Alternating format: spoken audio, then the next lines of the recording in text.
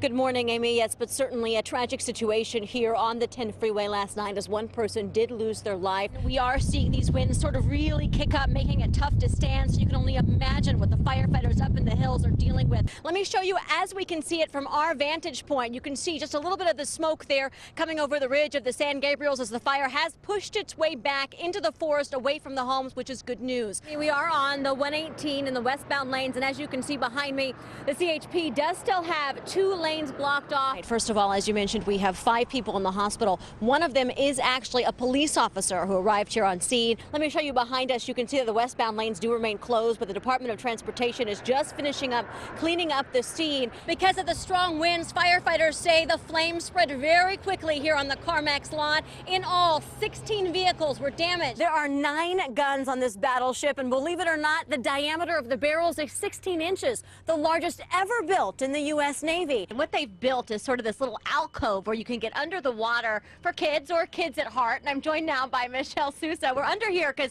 we're hoping they're going to swim to us, and they have been sporadically. Investigators tell me this particular stretch of Randolph Road is extremely attractive to street racers for a couple of reasons. This has just been a heartbreaking and emotional ordeal for Hannah Anderson and her family in San Diego County. But the good news is this morning that she is safe, she is sound, she's in a hospital in Idaho, and will be reunited with her father at some point today. Because look over my shoulder.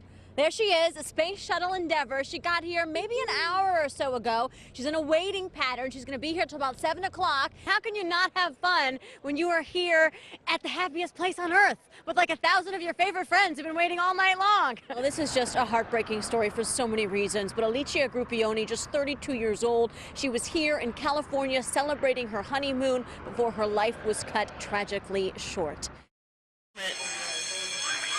Cell phone video captured the scene. The alarm sounded as neighbors ran to get out of this burning building, but trapped inside these flames was a little girl. Last night they left me in there because they didn't see me.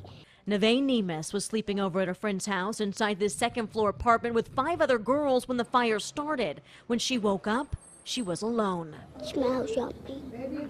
What did you smell? Fire. Smoke. It's easy to see this morning how hot and fast this fire spread, gutting all 8 apartments. Neighbors say the first person on the scene was a San Bernardino sheriff's deputy. They don't know his name. They can't remember his face. They just remember that he was a hero. We just heard a little scream like, ah! And then that's when the cop just ran up there full speed and he just grabbed her. If it wasn't for him, she would have never got out of there.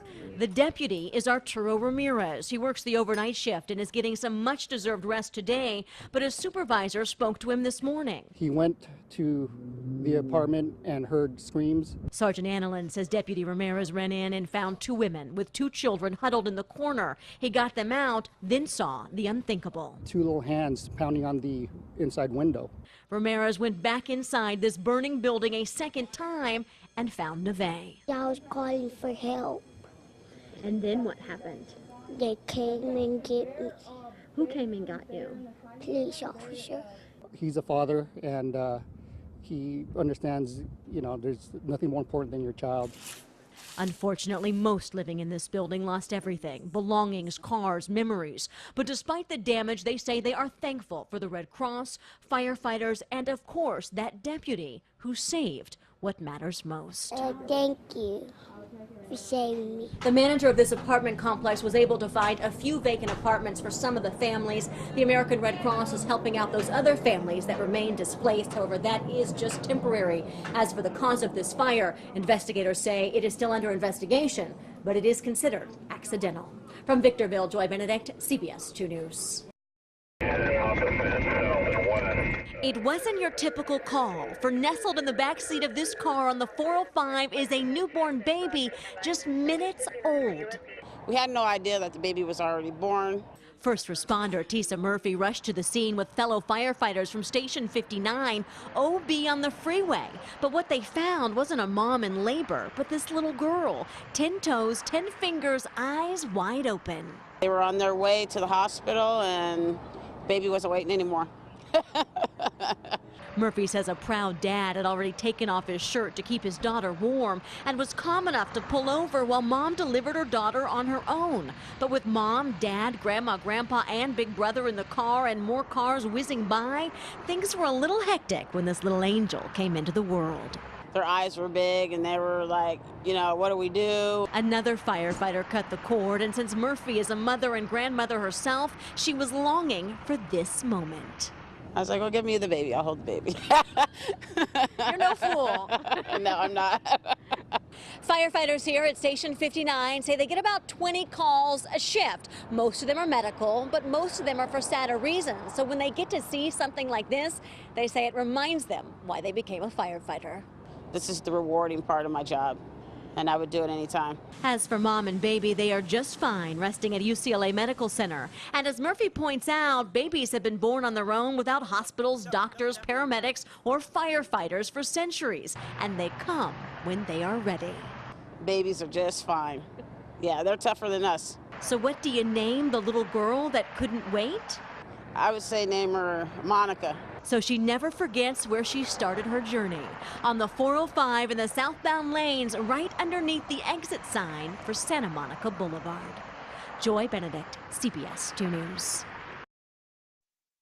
The chaos is constant inside this busy Nordstrom store, but on the west side entrance, things take on a calmer tone. Good morning, young lady. Morning, welcome to Nordstrom. That's where you'll find Ted D'Annunzio, standing tall, dressed to the nines, humming an old song that doesn't match the one blaring from the speaker, and wearing a smile. This is my home right here. He is the store's greeter. They said, can you help me? I said, by all means, that's what I'm here for. In fact, with more than 200 stores nationwide, Mr. D'Annunzio is the only greeter employed by Nordstrom. In those mom and pop stores, the owner used to say good morning and light when people come in. A time this grandfather remembers. I'll be 100 on December the 30th. Good morning, young ladies. Welcome Nordstrom. Morning, welcome Nordstrom. Still quick, 99 years young, on his feet, working. When you get old, you know, you got to keep moving around. You can't just sit down and watch TV. D'Annunzio retired from being a meat cutter in the 80s to help his wife. Cancer.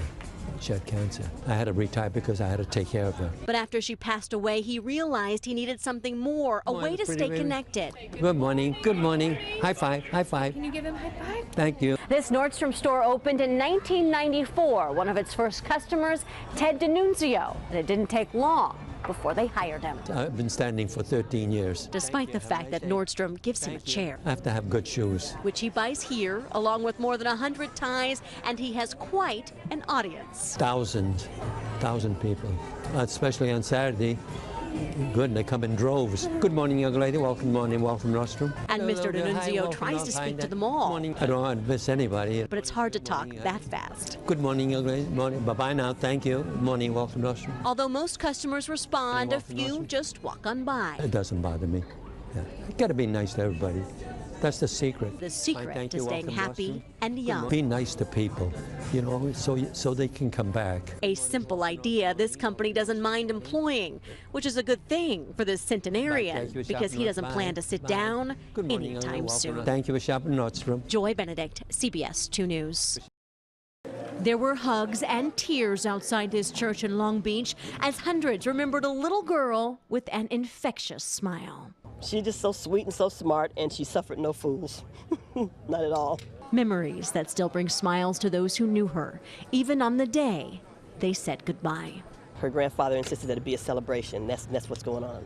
The family of Tiana Ricks asked that our cameras stay outside during her memorial service. They called it a homegoing celebration and handed out these programs where pictures reminded those in attendance of happy times. She's just a bunch of joy. She reminds me so much of my daughter.